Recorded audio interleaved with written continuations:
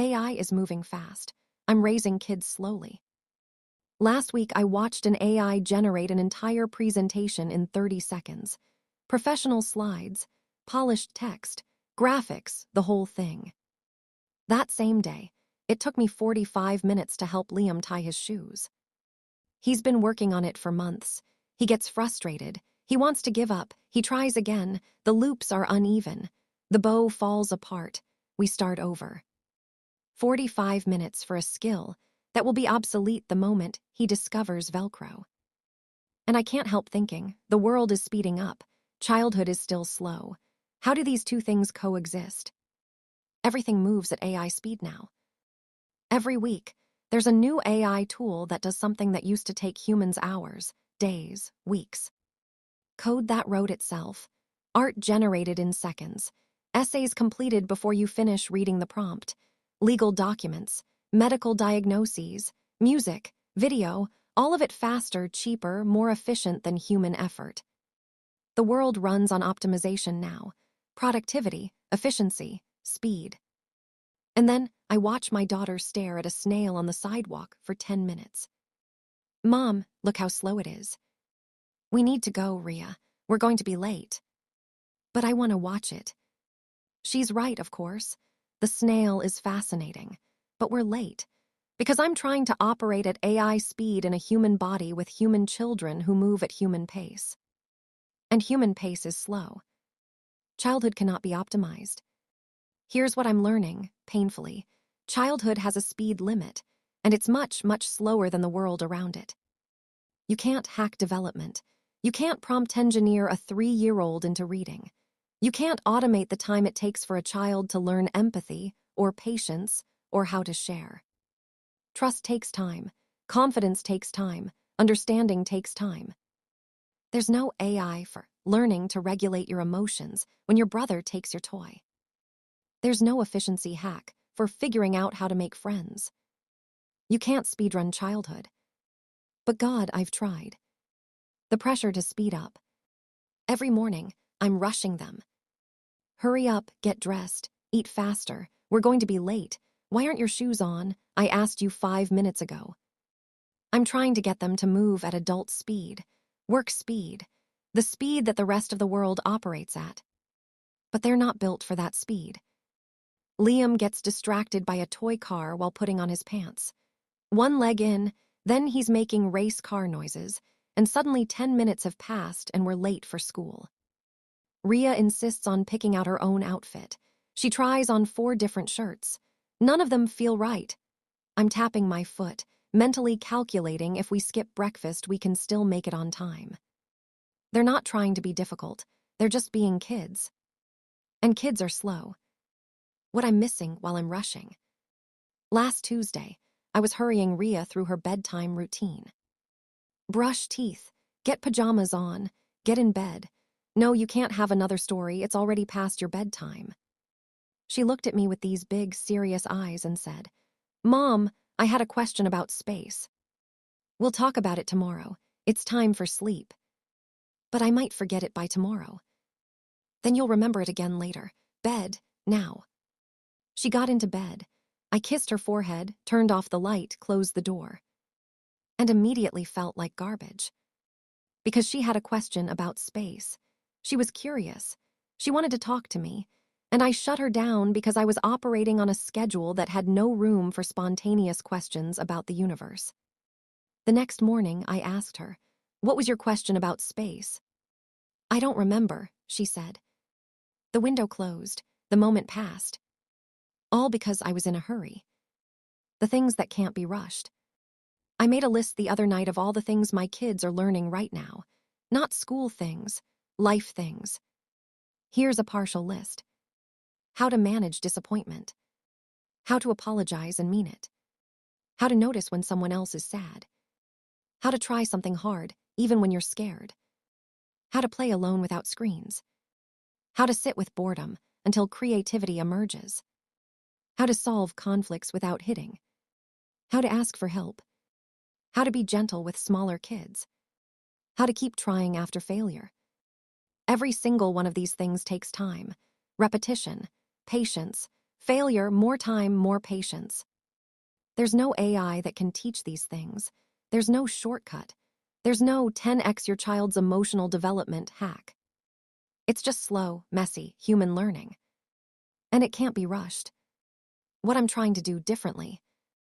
I can't slow down the world. AI will keep getting faster. Work will keep demanding more efficiency. The pressure to optimize everything will keep increasing. But I can slow down at home. Here's what I'm practicing, and I'm not good at it yet, but I'm trying. 1. Build in buffer time. Instead of scheduling things back to back, I'm adding 15-minute buffers. For the snail watching, for the distracted shoe tying, for the spontaneous questions about space. It doesn't always work, but when it does, those buffer moments end up being the best parts of the day. 2. Let some things be inefficient. Liam wants to help make dinner. It will take 3 times as long and make twice the mess. My instinct is to say, "Not tonight, buddy." I'm trying to say yes more often. Because the point isn't efficient meal prep. The point is time together. The point is him learning. The point is connection. Efficiency is overrated. 3. Notice when I'm rushing for no. Sometimes we actually are late, but sometimes I'm just rushing out of habit. I'm trying to catch myself. Ask, are we actually late? Or am I just anxious? Is this urgency real, or am I just conditioned to move fast? Often, we have more time than I think. 4. Protect the slow moments. Sunday mornings, we have nowhere to be. No schedule, no rushing. We stay in pajamas. We make elaborate breakfasts. We build blanket forts. We read books for an hour. We practice being slow. Because if every moment is rushed, they'll never learn what it feels like to just be. 5. Say yes to curiosity, even when it's inconvenient. When Ria asks questions now, I'm trying to pause, even when it's bedtime, even when we're running late, even when I'm tired. Because curiosity has a shelf life. The window when kids ask why about everything is limited. When it closes, it's hard to get back. So I'm saying yes to the space questions, to the why is the sky blue conversations, to the random observations about snails. Even when it's inconvenient. Especially when it's inconvenient. 6. Remind myself, they're not falling behind. This is the hardest one. When I see other kids reading earlier, doing math faster, speaking multiple languages fluently, I panic. Are my kids behind? Should we be doing more worksheets, more enrichment, more acceleration? But here's what I'm learning. There's no behind in childhood development. Some kids read at 4, some at 7. They all end up reading. Some kids are emotionally mature at 6, some at 10. They all grow up. Childhood isn't a race. There's no prize for finishing first. 7. Model that it's okay to be slow sometimes. I'm trying to let my kids see me move slowly sometimes. Sitting with coffee, doing nothing. Reading a book just for pleasure. Taking a walk with no destination. Staring out the window. Because if they only ever see me rushing, optimizing, being productive, that's what they'll think being an adult means.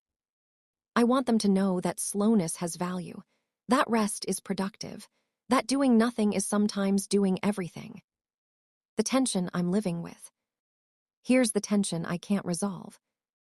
The world my kids will enter as adults is moving at AI speed. Competition is global. Jobs are being automated.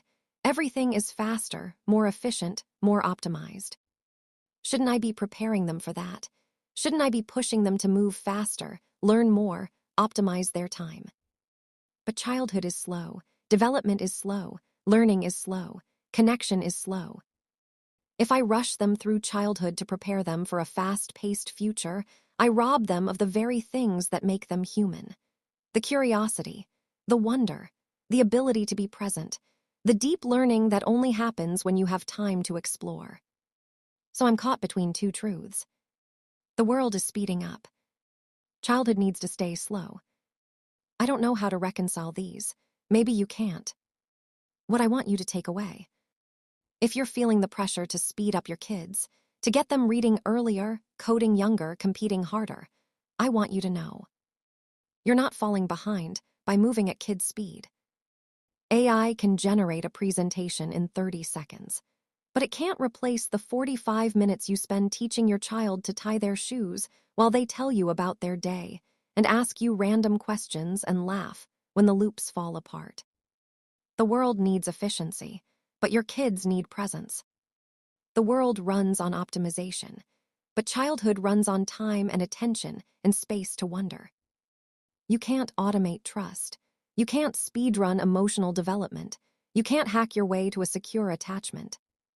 Some things are supposed to be slow. Your child learning to read, to share, to manage big feelings, to be kind, to be curious, to be human. These things take time, and that time is not wasted.